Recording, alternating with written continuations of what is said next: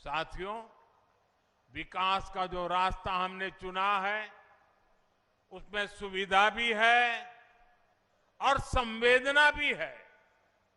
इस क्षेत्र में एक चुनौती पीने के पानी की रही है।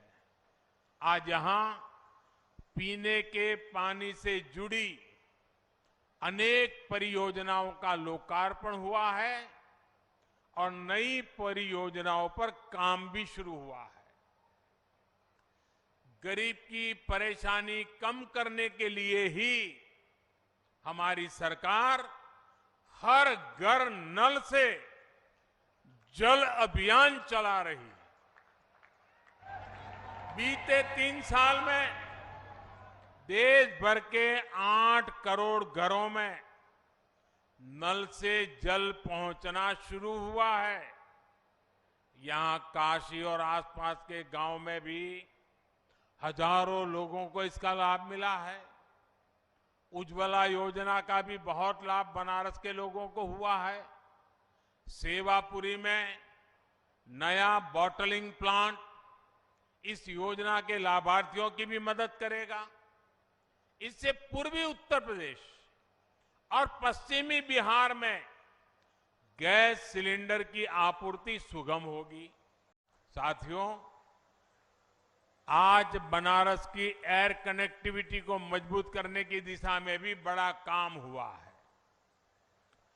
बाबतपुर हवाई अड्डे में आज नए एटीसी टावर का लोकार्पण हुआ है। अभी तक यहां देश दुनिया से आने वाले 50 से अधिक विमानों को हैंडल किया जाता है। नया एटीसी टावर बनने से ये क्षमता बढ़ जाएगी। इससे भविष्य में एयरपोर्ट का विस्तार करना आसान होगा। भाइयों और बहनों, काशी में स्मार्ट सिटी मिशन के तहत जो काम हो रहा है उनसे भी सुविधाएं बढ़ेगी और आने जाने के साधन बेहतर हो जाएंगे। काशी में श्रद्धालुओं और पर्यटकों की छोटी छोटी आवश्यकताओं को ध्यान में रखकर ही फ्लोटिंग जेटी का निर्माण किया जा रहा है। नमामि गंगे मिशन के तहत गंगा किनारे के शहरों में सीवेज ट्रीटमेंट का एक बहुत बड़ा नेटवर्क तैयार हुआ है। पिछले 8-9 वर्षों में आप गंगा के बदले हुए घाटों के साक्षी बने हैं। अब गंगा के दोनों तरफ पर्यावरण से जुड़ा बड़ा अभियान शुरू होने वाला है। सरकार का प्रयास है कि गंगा के दोनों तरफ 5 किलोमीटर के हिस्से में प्राकृतिक खेती को बढ़ावा दिया जाए। इसके लिए इस वर्ष के बजट में भी ऐलान किए गए हैं। चाहे खाद हो या फिर प्राकृतिक खेती से जुड़ी दूसरी मदद, इसके लिए नए केंद्र बनाए जा रहे हैं। साथियों, आज काशी में पुरातन और नूतन दोनों स्वरूपों के दर्शन एक साथ हो रहे हैं। मुझे देश विदेश में मिलने वाले लोग बताते हैं कि वो किस तरह विश्वनाथ धाम के पुनर्निर्माण से मंत्रमुग्ध है। लोग गंगा घाट पर हुए काम से प्रभावित है। हाल ही में जब दुनिया का सबसे लंबा रिवर क्रूज हमारी काशी से चला, उसकी भी बहुत चर्चा हुई है। एक समय था जब गंगा जी में इसके बारे में सोचना भी असंभव था, लेकिन बनारस के लोगों ने ये भी करके दिखाया। आप लोगों के इन्हीं प्रयासों की वजह से एक साल के भीतर 7 करोड़ से अधिक पर्यटक काशी आए। और आप मुझे बताइए, ये जो 7 करोड़ लोग यहां आ रहे हैं, वो बनारस में ही तो ठहर रहे हैं। वो कभी पूड़ी कचौड़ी खा रहे हैं, कभी जलेबी लौंगलता का आनंद ले रहे हैं, वो कभी लस्सी का पान ले रहे हैं, तो कभी ठंडई का मजा लिया जा रहा है। और अपना बनारसी पान, यहां के लकड़ी के खिलौने, ये बनारसी साड़ी, कालीन का काम, इन सब के लिए हर महीने 50 लाख से ज्यादा लोग बनारस आ रहे हैं। महादेव के आशीर्वाद से ये बहुत बड़ा काम हुआ है।